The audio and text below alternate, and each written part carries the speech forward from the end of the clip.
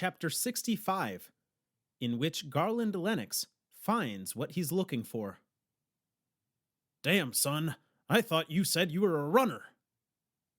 I began to say, but my lungs weren't quite ready to do anything but gasp for air, so I held up a hand and tried to catch my breath.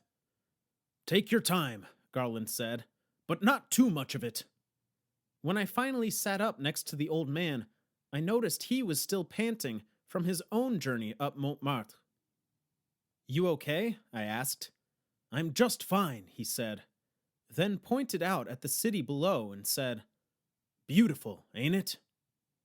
"Yeah," I said, too tired to actually look. "I've probably come here 100 times over the years. Hard to believe I never saw her." I had to tell him. "Garland, Madeleine is dead. Sister Ava told me she died 6 years ago." The old man put an arm around me and patted my back and said, "I know, son." "Wait," I said. "You knew?" "Well, I didn't know for sure," Garland said. "But even before we left home, I knew odds were she wasn't still alive. Then when she didn't come forward, even after all the racket we've made since we've been here, I knew she was gone." We watched a couple stragglers walk into Sacré-Cœur for evening vespers. Then I asked Garland, "So what now? Just wait here until they come and arrest us?" "I suppose so," Garland said, and laughed to himself. "I don't get it," I said.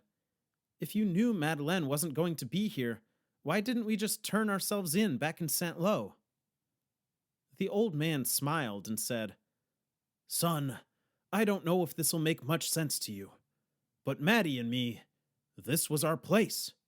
This hill, this church, this view, it was ours. I didn't know it until today. I just knew coming here reminded me of her somehow, and that's why I came back, again and again."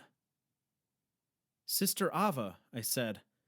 "She wanted me to tell you that Madeleine prayed for you every day, and that when she sang, she would pretend you were there in the church, listening."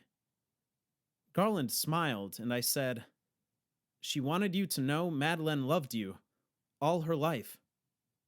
We were both crying now, and Garland said, "See, son, this was our place, and I couldn't go back home without coming here one last time." I wiped my eyes and said, "I'm glad you made it back here." "Me too, son. Thank you for getting me here. Thank you for everything." I waved off his thanks, and we both watched another late parishioner jog up the steps and into Sacré-Cœur.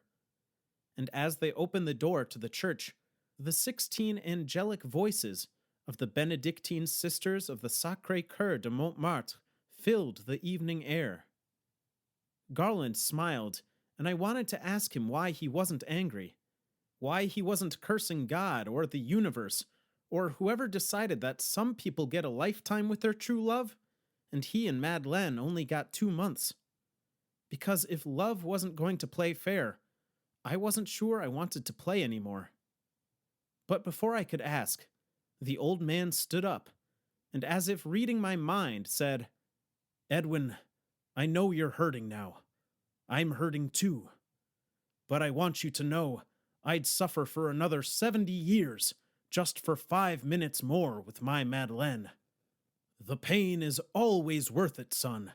So promise me you'll never give up on love." "I won't," I said. "I promise."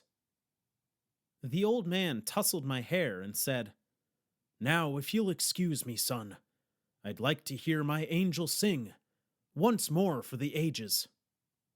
And Garland Lenox turned and walked up the final steps and into Sacré-Cœur. I never saw him again.